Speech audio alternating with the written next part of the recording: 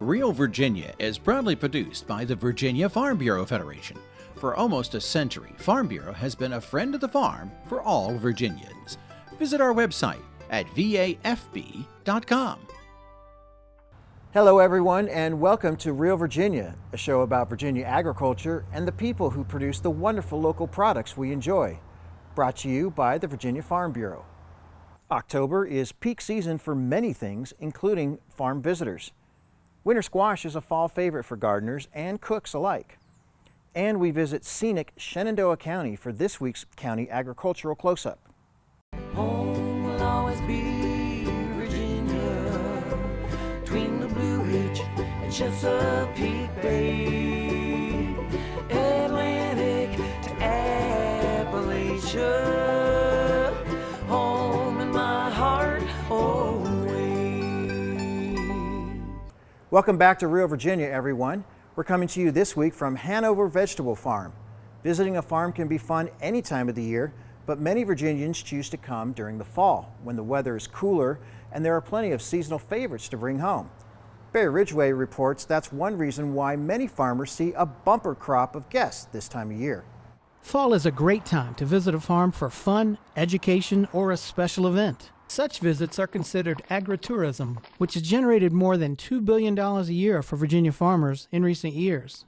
Vineyards are perfect for activities like wine tasting and special events. Virginia Mountain Vineyards in Botetourt County offers a beautiful setting, 11 different wines, and friendly people. The agritourism part of the business is usually a very large part for wineries because it's a really tough crop to grow. There's a lot of overhead involved. So having your property open for events and people to come and sort of learn about what you're doing here is an important draw to get people up to the property. Sobieski says many of the visitors are local and frequent customers, but they often get out-of-state travelers from nearby Interstate 81. We're open and we're happy to see folks up here. We've got a bunch of delicious wines, so come up, bring the dog, bring the kids, bring your picnic lunch if you want to. We like to open the property up and for you to make it your own for the day. Like many other wineries, Virginia Mountain Vineyards also hosts weddings and other private events. And you can rent the patio for an afternoon. They also host municipal events like Chamber of Commerce meetings. Wineries are like golf courses. They're the most beautiful places. So we love hanging out and drinking good wine. October is wine month in Virginia, and like dozens of other wineries, Fables and Feathers Winery in Bedford County offers wines and outdoor activities. It's a beautiful place for weddings and events, either in the vineyard or their indoor banquet room. SPCA adoption events and their Oktoberfest party, a celebration of the harvest, are just a couple of their events. Many of their visitors also learn about winemaking as volunteers. They'll come out all season long and they help prune and they help in the vines and they help bottle. And to be able to talk to all these different people and learn about them and teach them about what we do, it's very cool. You meet folks out here and working, volunteering, but then Friday, Saturday, Sunday they're out here enjoying the fruits of the labor. So it was really a really good time for me personally. Another familiar agritourism draw across the state are pumpkin patches, which often feature other activities like corn mazes and hay rides. Holly Fork Farm near West Point has something for everyone. It's a great place to have fun, but also learn a bit about life on the farm. Stephanie Ripchick says fall is the most important time of the year for them. It's just a great time. You can come and get your pumpkins, your chrysanthemums, corn stalks, straw bales, and so forth. It's certainly important to our local economy here in New Kent. There are just so many different items that flourish and that are for sale in the fall. Not only can you have admission to activities, hay rides, and so forth, you've got pumpkins you can pick, you've got families that can come out and have family time. Many pumpkin patches try to have unique attractions to provide lots of fun. One don't miss item here is the pumpkin launcher. And that's hilarious to watch. The dads like it just as much as the kids. The togetherness, seeing people have a good time maybe without an electronic device. I feel like too, memories are made for a lot of folks who come here. And you can get up close and personal with the farm animals, like Tater. We love taking our grandchildren to all those. So it's actually kind of a natural amusement park. Holly Fork Farm also has a visitation program with local schools. It hosts about 100,000 kids each year with educational endeavors that meet Virginia's standards of learning requirements. Older guests are also welcome and encouraged to join in the fun. I think we're 5 generations removed. A lot of us don't even have gardens anymore, so if someone does not teach them, no one will know. So yeah, it's a very important time for us, and that's a lot of our focus. About an hour east of Holly Fork Farm is historic Greenbrier Farms in Chesapeake, where agritourism means a great deal to the bottom line. I can say for us, it gives us a huge cash flow. Allows us to maintain other operations that we weren't able to afford before. One of Greenbrier Farm's most popular attractions are their corn mazes. They actually have two. We have a daytime corn maze that we truly focus on the younger kids between 4 and 8. They really like it. And then at nighttime we have a haunted corn maze. That's a really cool experience for all ages. Some kids leave crying, some kids leave laughing. Greenbrier Farms offers free visits with the barnyard animals, free bouncy houses, and a free playground. We try and keep everything as cost efficient for our customers as possible. And we hope that by doing so, our customers will give back to us by purchasing something at the farmer's market or going to the High Farm Bar and Grill. Historic Greenbrier Farms works with local vendors and donates surplus fruits and vegetables to local food banks. And there are plenty of learning opportunities. Staff often help guests with picking their own fruits and vegetables so that they get only the best from the fields. Kids come out here and they're seeing little plants, they're asking questions, they're seeing butterflies, and then they get back here to the barnyard animals and they're seeing animals that maybe they don't normally see. Historic Greenbrier Farms is also a popular venue for farm-themed corporate events or a beautiful wedding. On the back of the farm, we have a remote location that is away from the public, but we also have our up-front location as well. And the fields of flowers make for great photos and floral bouquets. If you want to get out to the farm, look for an agritourism venue near you on the Virginia Grown website. Just click on the agritourism search link. While out-of-state tourists are welcome at Virginia's agritourism sites, their ties to local communities also make them special. They share their knowledge and the fruits of their labor, make new friends, and generate valuable income, much of which stays local. This fall, why not visit an apple orchard, pumpkin patch, or winery? You'll see some great scenery, celebrate the harvest season, and support your local farmer. Reporting from Richmond, Virginia, this is Barry Ridgway.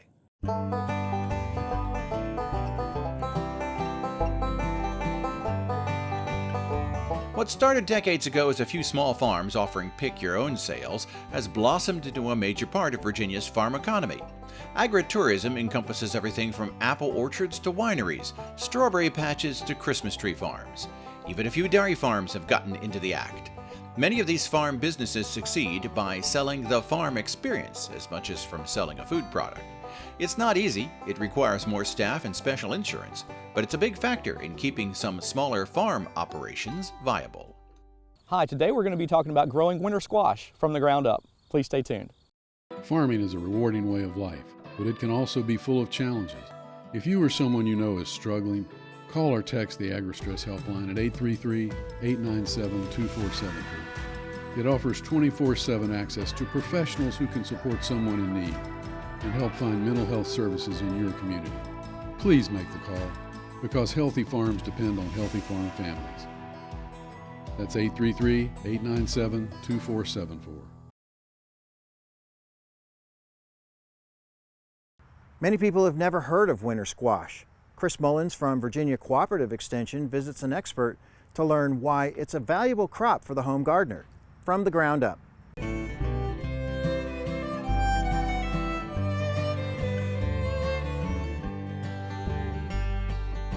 Well, hello and welcome. Today we're at the Fauquier Education Farm. We're here with the Executive Director, Mr. Jim Hankins. Jim, we're talking about winter squash today, but it's hot out here. It's almost the end of summer.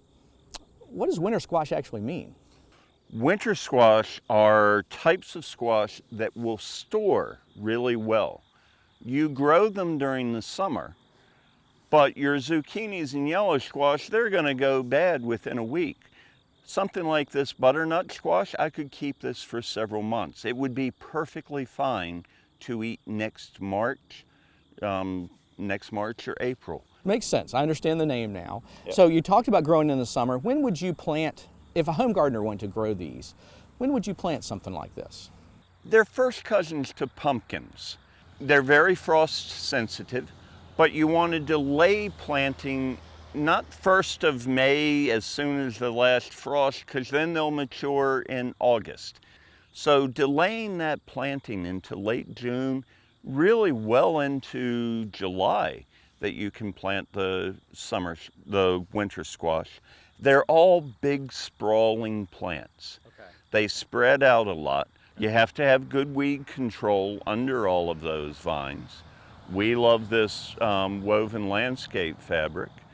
But beyond that, it's a really easy crop, and these are incredibly nutritious, and people know what to do with them. And there's a lot of varieties. There are, and I see a lot of the varieties you've got in these baskets, and I also look back right here behind us and I see these beautiful butternut squash all ready to be harvested. But again, a lot of really neat things here. What are the types that you're growing here that look so different from each other? Well, most people are familiar with the butternuts. Okay. That's a really easy one, standard one. We have a couple different kinds of acorn squash. The dark green one is just called an acorn squash. This is exactly the same thing, only more colorful. It's called a carnival squash. A lot of people's favorite winter squash are these delicatas. This is a fantastic winter squash, really firm, nutty flavor. You eat the skin, it's super easy to use. And we even grow a few of these long-necked pumpkins. Tastes much like the butternut.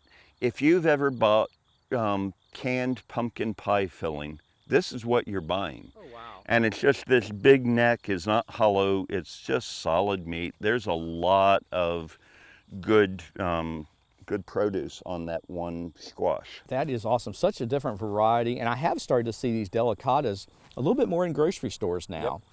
So it's real important. I know you've got some of those growing over there. Let's walk over there and look at those and see how they grow, and maybe talk a little bit about how to harvest these. Okay. Okay, Jim, we're in another part of the patch where you're doing the winter squash. I know this is a lot of delicatas right here, and those are the ones we mentioned that were so delicious. You said you can eat the skin and everything on those. That's a little different than some of the others. You do scoop out the seeds. Okay. And then I microwave them about 8 minutes and then cut them up. It's great with salt and butter, and eat the whole skins. They're really, really good. Okay, great. Well, now, what do you do next? The leaves are kind of gone on these. It looks like they've died back. What do you do next? How do you harvest these? Or what are considerations? We are actually in a little bit of an emergency situation. We had extreme heat last week, and the foliage got burned off of this patch. So we've got to get these out of the field very, very quickly. The problem is, now that the foliage is gone, that the fruit is just laying out here and it is getting sun scalded, it is getting burnt. And once that happens, once it gets soft on the top, that fruit won't store any longer. Oh, okay, that's very important, because the whole idea of this, the premise is they need to be able to store for long periods of time. And we've already lost a lot of our acorn squash, and this part has gotten soft and mushy. And once you've got them out of the field, you just want to keep them out of direct sunlight. You want to put them in a place where they will not freeze. You don't need to put them in the refrigerator. That would actually be a bad thing. In your basement, in your pantry, they'll just keep just fine. I've always got a cup of winter squash on a counter somewhere in my kitchen during the winter. Okay, that's great. I think this is a great crop for a home gardener. Oh, absolutely. And they're incredibly nutritious. Very good. Yep. Very good. Well, thank you, Jim. I appreciate you letting us come out and see what you're doing today with winter squash. Always welcome. Well, for more information about how to grow winter squash, contact your local county extension office and talk to a master gardener. For From the Ground Up, I'm Chris Mullins. We'll see you next time. From the Ground Up is presented with the generous advice and assistance of Virginia Cooperative Extension. Visit their website at ext.vt.edu. Hi, I'm Chef Tammy Brawley from the Green Kitchen. Coming up on Heart of the Home, marinated goat cheese. I hope you'll stay with us. Our cow, she walks into the barn and she gets milked. Milk's taken from her and put through a chiller. And that milk's taken from body temperature of a cow, which is about 102.5, and dropped to 35 degrees and put straight onto a tractor trailer. And it goes straight to the plant the next day. So most of the milk that's sitting on your store shelves is probably less than 48 hours old. And that's a pretty good testament to how efficient we are. Virginia goat cheese is a tasty treat in many dishes. Chef Tammy Brawley shows us how to take it to the next level of flavor in the heart of the home.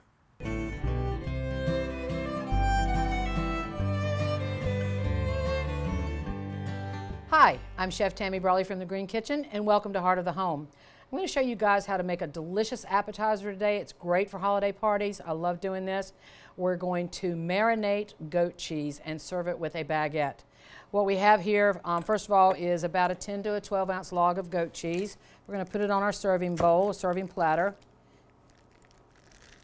The recipe you'll see actually does say to slice it. To be honest, it doesn't really matter. I usually leave it in whole in the bowl because I think it just turns out better that way.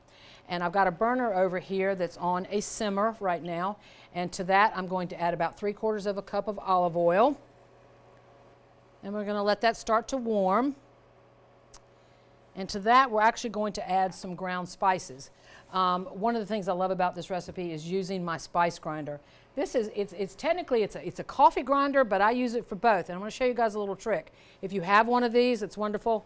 I do happen to have two, but if you only have one, and let's say you grind coffee beans one morning, but then the next night you want to grind some whole spices, all you need to do is clean it out a little bit. And you want to clean that out with some dry rice, believe it or not.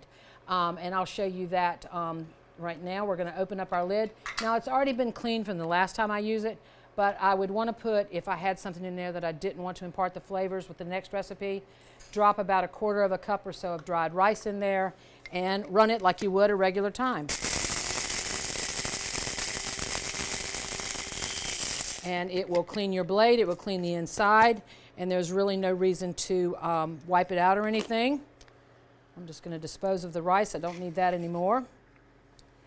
And now to my grinder for our marinated goat cheese, I'm going to actually add 1.5 teaspoons of peppercorns. And I like to use the mixed peppercorns. Believe it or not, they all do have different flavor. I've got some green and black in here. There's even a little red, but I think that's fallen to the bottom. And we're going to put our whole peppercorns in there. Recipe might also actually call for whole allspice. In this case today, we're actually going to use ground allspice. But we're going to grind our peppercorns, about 1.5 teaspoons. This original recipe, when I found it, actually called for marinating it with the whole spices. And I found that to be kind of cumbersome when you go to take a bite of it. Nobody really wants to bite into a whole peppercorn. So I've ground our peppercorns, about 1.5 teaspoons. And I'm going to add that to the olive oil. It's going to start to simmer pretty much immediately. In fact, I'm going to turn this burner down a little bit. And now to that, I'm going to add 1/2 teaspoon of ground allspice. Again, if I wanted to use whole allspice, that's totally fine. I would just put that in the grinder. And I already had some leftover chopped garlic and ginger from another recipe. Us chefs never throw anything away. I had this in a little container, and rather than chop up fresh, I went ahead and kept it for this recipe. And I'm going to add that to our heat.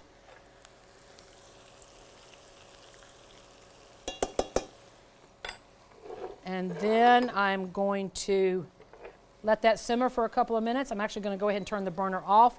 You don't want that cooking too terribly long. You certainly don't want the ginger or the garlic to burn. Let that go here. Remember earlier I put the goat cheese in the serving platter, and so now I'm going to take some orange zest. I have a microplane grater where I'd already started this, and I'm just going to continue grating the entire orange. Zest of any fruit, lemons, limes, anything, make a wonderful punch of flavor to your recipes. In this case, I'll actually save the orange, wrap it in plastic, put it in the refrigerator, and I might drink it for breakfast in the morning or add it to a cocktail if I wanted. Go ahead and add a little bit of, I shouldn't say a little bit, go ahead and add the zest to our mixture there. And now we're going to come back over and we're going to pour it over our goat cheese. This is very warm. There we go.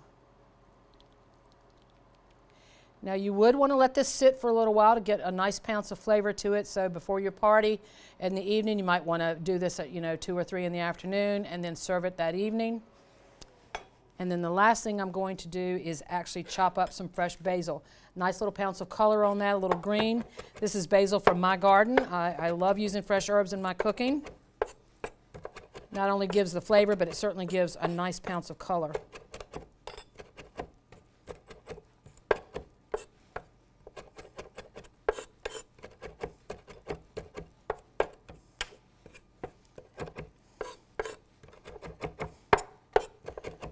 right, so we've got a nice chop of some fresh basil there. Spread that over the top. And you can see how pretty this is, not to mention flavorful. And now our final touch would just be a chunk of a baguette. Cut it if you'd like, pull it off if you'd like, whatever you choose to eat it. I personally like a rustic. And I notice I don't have my spreader, so I'm just going to use this one knife here. Put that right over the baguette. You think I should taste this on air? I think so. I won't double dip though. All right. I absolutely love this flavor. That was delicious. I'm Tammy Brawley with your Green Kitchen. I hope you enjoyed this recipe for marinated goat cheese. Join us next time on Heart of the Home. Recipes from the Heart of the Home can be found on the Virginia Farm Bureau website at vafb.com/recipes, as well as on Chef Tammy Brawley's website at greenkitchenrichmond.com.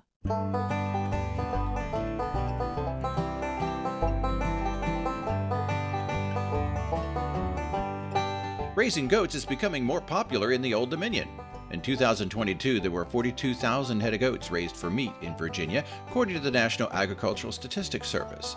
Another 4,200 head were dairy goats. Goat meat is frequently used in African, Caribbean, Latin American, and Middle Eastern cuisine, while goat milk is used both for human consumption and to make cheese, soaps, and other dairy-based products. Goats make ideal livestock for small acreage operations and part-time producers. They're also gaining in popularity with landowners seeking to clear brush on their property. They'll cheerfully eat everything from brambles to poison ivy, clearing an overgrown lot in a few days. Located in the Shenandoah Valley, Shenandoah County is home to hundreds of acres of row crops, like this soybean field, but it's also known for cattle. The Shenandoah Valley Mountains dominate the skyline in just about every part of Shenandoah County, providing shade and plenty of grassland for cattle to enjoy. Chuck French raises cattle on the farm he grew up on as a kid, and is a leader in the county's agriculture community. Even though cattle is his main endeavor, he also grows row crops and produces hay. Our county has very rich soils, limestone soils, which is very good for soybeans and corn, especially the river bottoms along the Shenandoah River are highly productive soils. This farm is more of an upland farm, but it has a lot of the Frederick soils that are also very good for crops. Frederick soils are a type of soil composition that are ideal for growing corn and soybeans, but also apple orchards. Adam Marston operates in both Shenandoah and Frederick counties, growing apples, tomatoes, and other fruits and vegetables, which he sells at his cleverly named retail store. We have 3 high tunnel greenhouses, so we grow tomatoes, peppers, cucumbers, multiple vegetables in the late spring, early spring, and we also do about 5 to 10 acres of garden vegetables, pumpkins, cantaloupes, things like that. And then we have a farm market right there on our home farm in which we try to resell everything there. Guy Guckenauer's property is some of the most stunning land you'll find in Shenandoah County. Set against the Appalachian Mountains, it's easy to see why row crops like soybeans do so well here on his 400 acres. He also has a large corn crop operation, and in the winter, he works with livestock. Background feeder calves, right around 400 to 500 head. We put our cattle, which we got our 20 fall cows. So they take calves off with and, buy extra calves along with those in the fall. Poultry is the leading livestock commodity in the county. Jacob Bowman raises chicken in 3 houses. This is the largest one, which can hold 43,000 birds. The other 2 can hold approximately 20,000 each. Just good, honest work.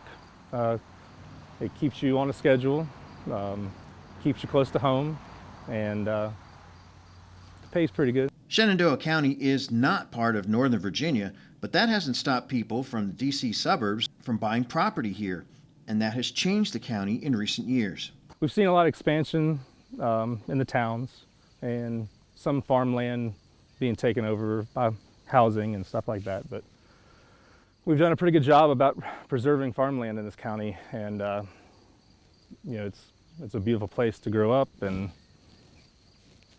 it hasn't changed too drastically. The Shenandoah River plays an important role in the soil composition of the county, helping to make the area ideal for crop production. It's best seen from Woodstock Tower at an elevation of 2,000 feet. From there, the 7 bends of the river can be seen, as well as the town of Woodstock and much of the Shenandoah Valley. It's a bit of a hike to get there, but well worth the effort. There are 965 farms in Shenandoah County, covering 130,659 acres. The market value of all agricultural products is $142,825,000. While the county has some good cropland, nearly all farm income is from livestock, which brings in $122,652,000. Poultry and eggs bring in $99,326,000. Cattle and calves come in at $15,866,000. Crops bring in $20,174,000. Grains such as corn and oilseeds such as soybeans account for $10,164,000.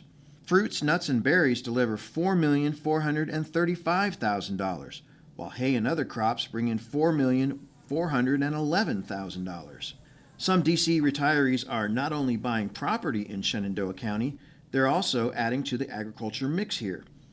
Muse Vineyards was started by Sally Kowal and her husband Robert after a career in the State Department Foreign Service. It had been a 40-acre Mennonite farm for 250 years before they bought it and turned it into a vineyard. It's an exceptionally beautiful site.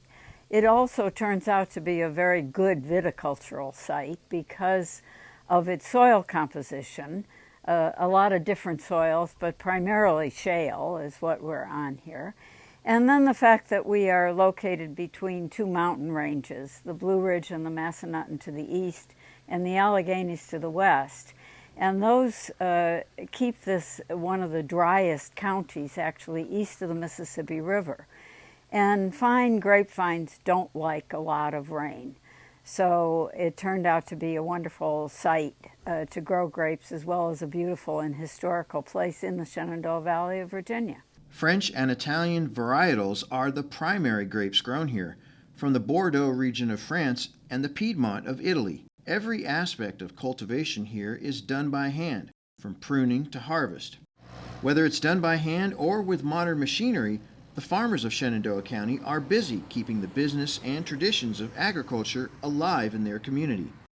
In Shenandoah County, I'm Burke Moeller reporting.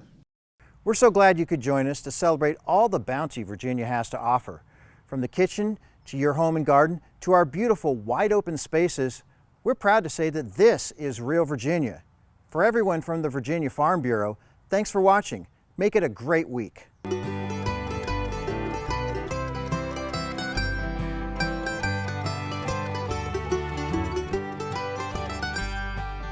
Home will always be Virginia, between the Blue Ridge and Chesapeake Bay, Atlantic to Appalachia.